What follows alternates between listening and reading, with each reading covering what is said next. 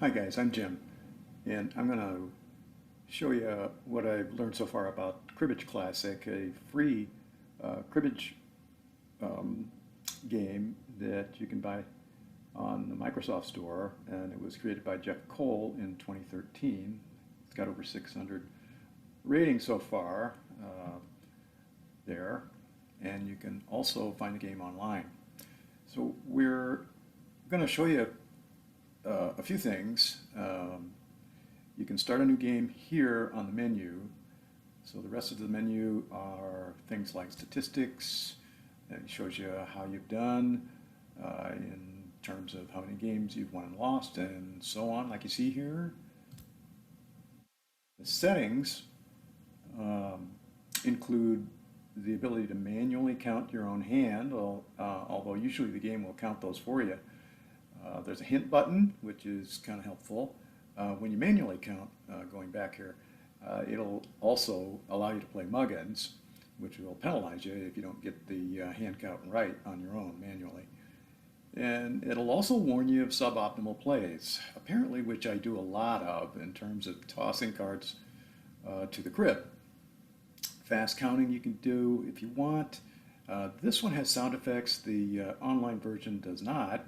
And there are a variety of, or a limited variety of board backgrounds and card backgrounds, which is probably what that should say. And so those are a few of the features that it has. It actually plays pretty well.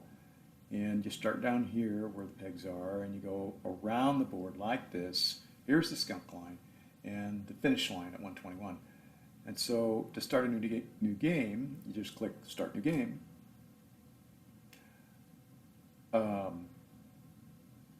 There's also a tutorial and a discard analyzer, which I forgot to mention. The discard analyzer will tell you what the optimal discard should be for any given hand, and that's probably helpful. And then there's a tutorial that's very helpful if you haven't played in a while and you want to learn the basics. So getting back to starting a new game, I always play at standard, and the cards are fanned out, and you cut for the deal. Lowest card gets the first crib. So I'm going to pick a 5. Opponent gets 10. And so I'm going to get the crib and the deal. Cards are dealt. And since I'm going to throw to my crib, I'm going to try to optimize the card in my hand and not forget about what I'm going to throw to the crib, but try to throw something that may help me rather than hurt me when it's time to score the crib. So I've got two 10 cards and a 5, and the 4 and the 1. This is kind of a deal here where I'm probably going to get dinged, and so I'm going to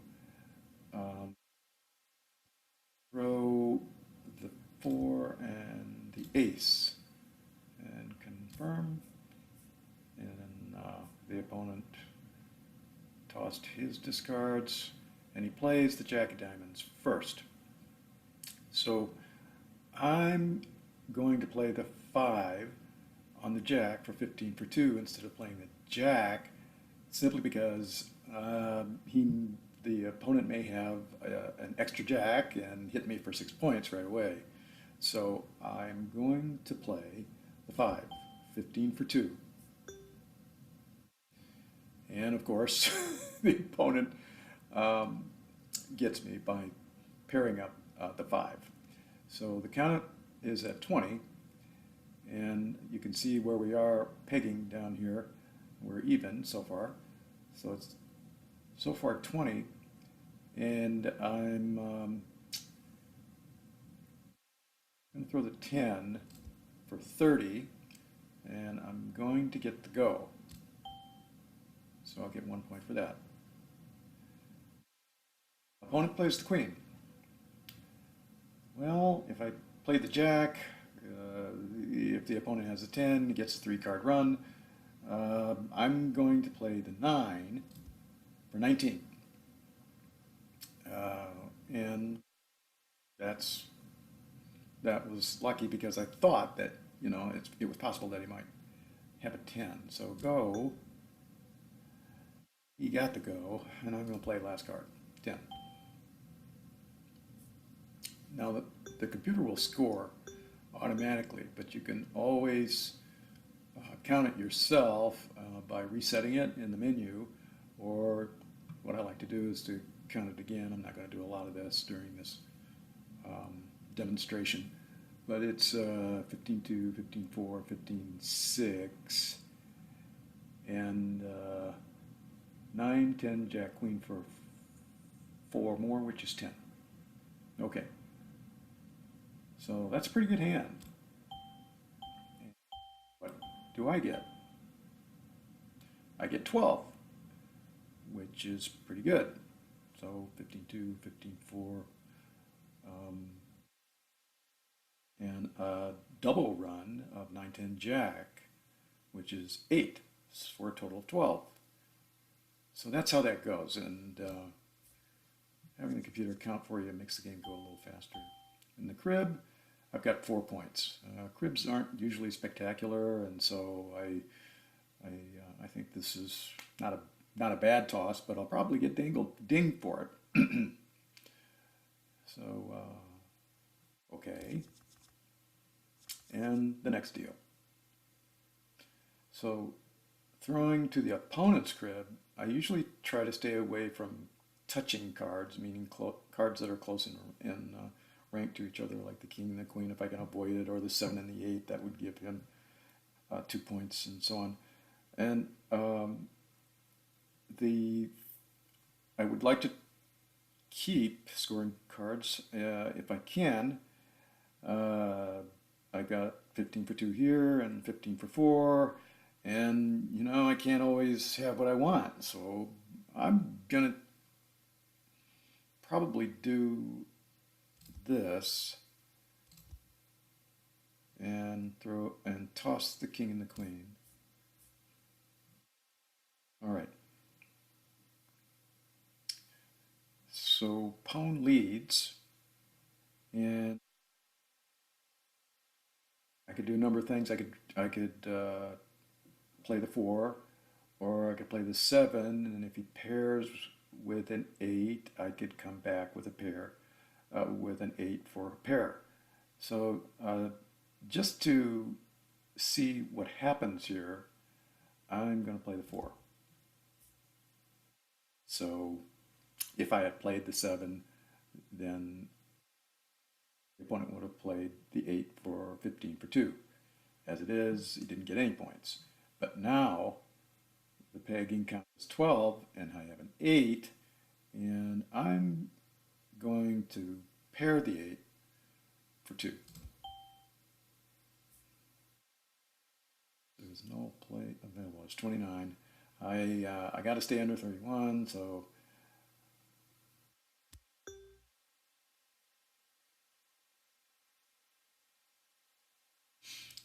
now, what's the best play? 7.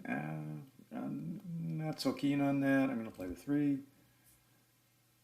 So the count is 12, 19, and he paired the 7. So bested me on that. But 9 is not a bad score for the hand here. Got 3 15s and a run of 3.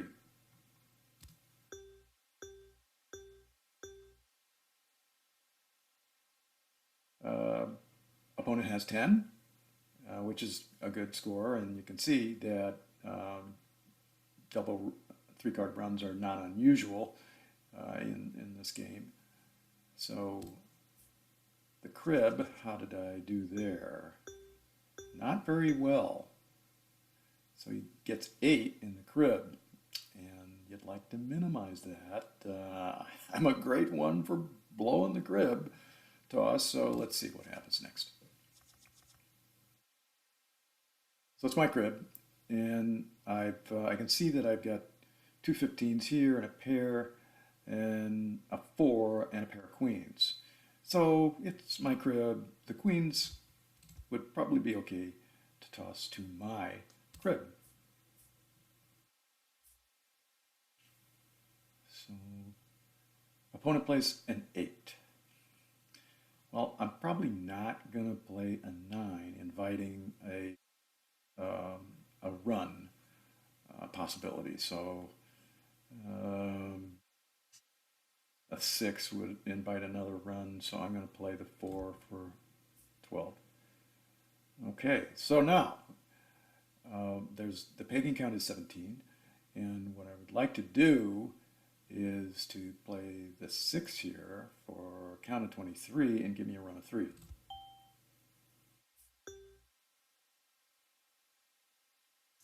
Okay, so now I'm going to play the 6 because if he plays a 9, I can pair it with my own 9. So I didn't do that. He had a 2, so I played the 8, and then so I'll put the 9 on there, and at 17 I get the last card. Now, opponent always counts first. It looks pretty good. Opponent scores 10. Lots of 15s in there. So he had a pretty good hand.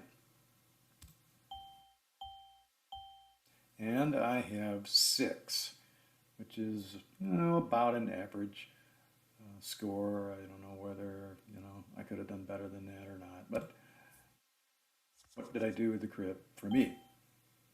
Not very much. Had a pair of queens for 2.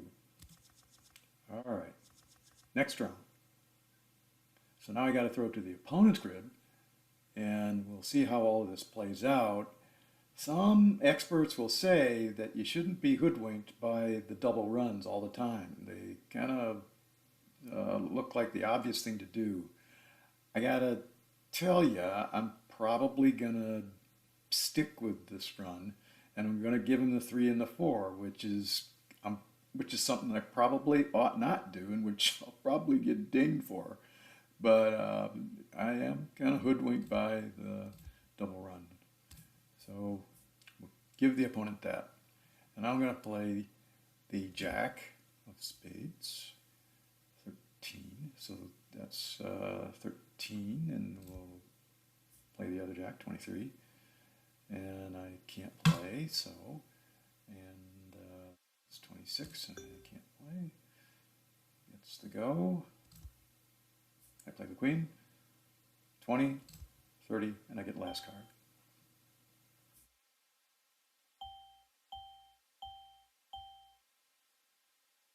So I get 9 because of the knob jack here.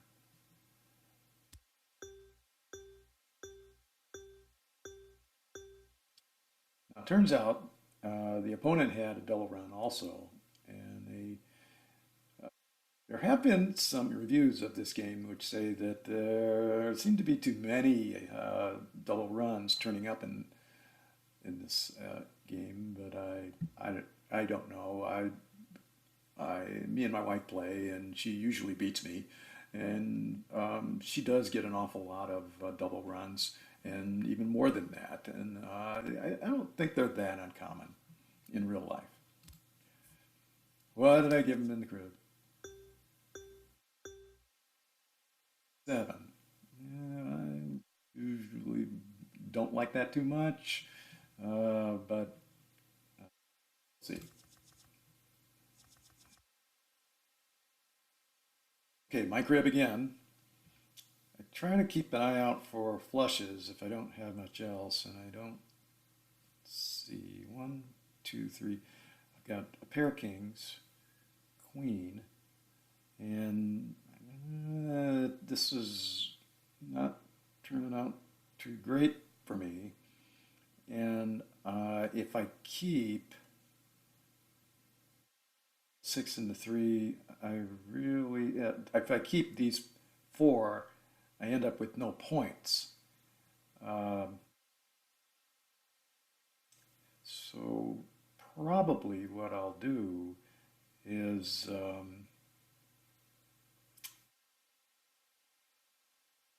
the 10 and the 3 in my crib, and we'll see how that turns out. There's a queen, so I'm going to pair that for 2. Up and walked into the three of a kind, which happens. Don't have play. It's the go.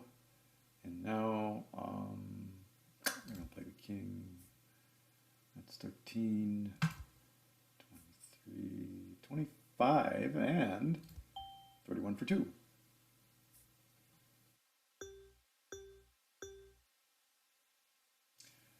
Opponent scores 6. And I get only 2. This is how I usually play. This is why my wife usually wins. So my crib is 4, which is kind of average, which could be better. Let's see. Next round, I've got to throw it to the opponent's crib. And I'd like to avoid giving away too many scoring points to the opponent. Problem here is that I got 2 6s here, which could work well with the 9. But then I give touching cards to the opponent, the 7 and the 6. But I'm going to do it anyway, and we'll see what happens. All right. Okay. 2, 3, 4. Be a good idea to play the 4 for the run, which will bring the pagan count to 14, or 9, I mean, rather. Yeah, and the possibility always is that an opponent will have a counter card that will at least keep up with me or do me one better in terms of runs. So pagan count is 10. And I think it would be good to play the 2 here because I get a run of 4. So 18, 27, I get to go. Opponent gets last card. Okay. So 8 is, nothing to write home about, but it's okay.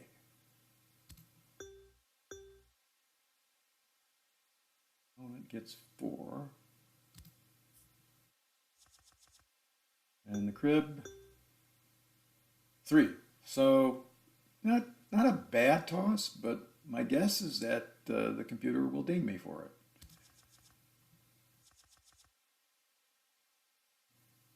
Okay, my crib, once again. So I got 3 8s, that's 6. And the thing that bugs me about this is that I'm really not seeing much of a difference between the jack and the king, but I'm gonna take the jack and the 3. All right, 6. I hesitate to throw an 8 because the opponent's likely to have a card that's gonna give him a 3-card run. So I'm gonna play the king here. 16. So 18. I don't have no more choices now. 26, 30, and the obvious outcome.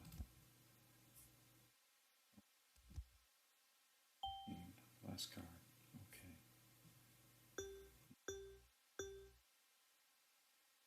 7's decent score. 6.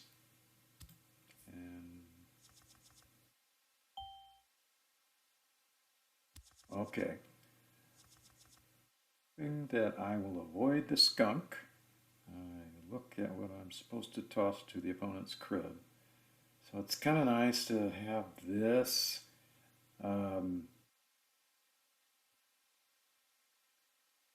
Probably the queen and the ace, though, just because I don't want to break up the run. So I will play a 2. And of course, ran into that. So 4, 14, 4, 28. And 3 make 31.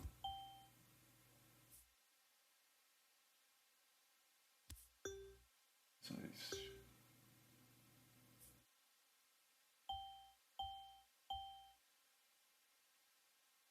7. Escape the skunk. That's about all. 4. And the crib. 2. Okay.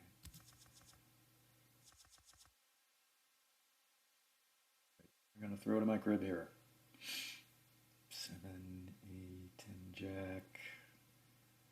It's I don't like throwing a king, lone ace to my own crib. A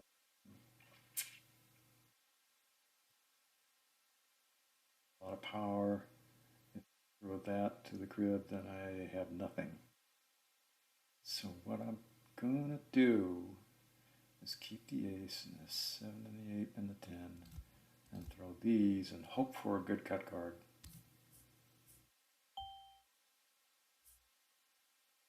So 6 is the play. 16. Ouch. 26. 7. Get to go. 6. Oh boy. 14. 24. And 7. Make 31 for 2.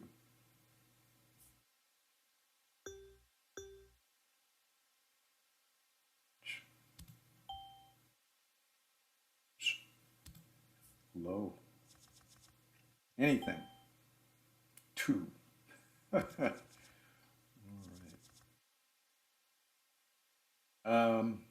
Last round. I gotta throw to the opponent. Sure what to do here. I think I'll end up going with the king and the 7. Okay. 3.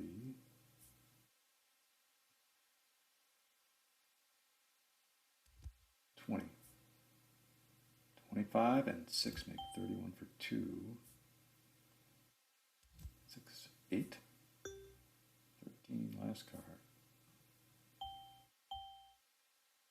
I only get 4. Of course. 16 for the opponent. This is not unusual for me.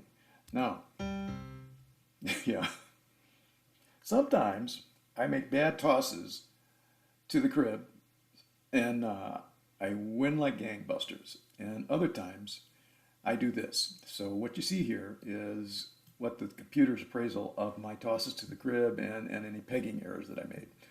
So it says I made 5 suboptimal plays this game for a cumulative, they spell cumulative wrong, but that's my error, for a cumulative error of 3.4 points. Now, I'm not saying that 3.4 points is negligible. I mean, there are very few points that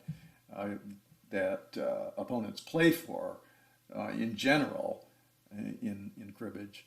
But I'm going to say that these suboptimal plays, if you can see them, when I dealt to my own crib, it says your crib, that's probably a little hard to see. I tossed a 3 and a 10, and the computer would have played a 6 and a 10. And the difference between those two throws are 4.3 for what I threw and 4.6 for what the computer opponent would have thrown. So, you know, I tend not to take that too seriously. Anything beyond that, though, is probably something I should learn from. This is 1 point. So I tossed the 6 and the 7. The computer would have played the 4 and the 9. I don't know. I really thought that maybe it was better to keep the 2-2-4 with the 9. Not sure about that either. And it's 1 point. Now, this one's a little more serious, 7.8. I threw the 3 and the jack to my crib, and the computer would have played the jack and the king. And okay, those are the kinds of throws I make, and that's the kind of dings I get. Now, 5.2 to 5.5 average points between what I tossed to the crib and what the computer would have done, I think is, I'm going to say it's negligible. I mean, those come up all the time, and it's really hard to always throw something that's, what the computer would think is optimal. And I know that I'm sounding like I'm making excuses, but I find it hard to take this too seriously in a game situation, in a real game situation with another person. And now 4.1 to 5.3. So I tossed the 7 and the king to the opponent's crib, and the computer opponent would have played the 6 or tossed the 6 and the 7. So the difference a little less than negligible, but still, I don't know, not terrible. I lost the game, but didn't play terrible suboptimal tosses to the crib.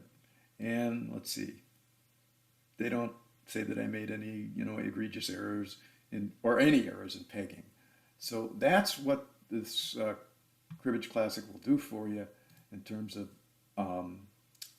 analyzing your play. And there are lots of other things you can do about, looking at how you can improve your game if you believe each and every nuance of what the computer does.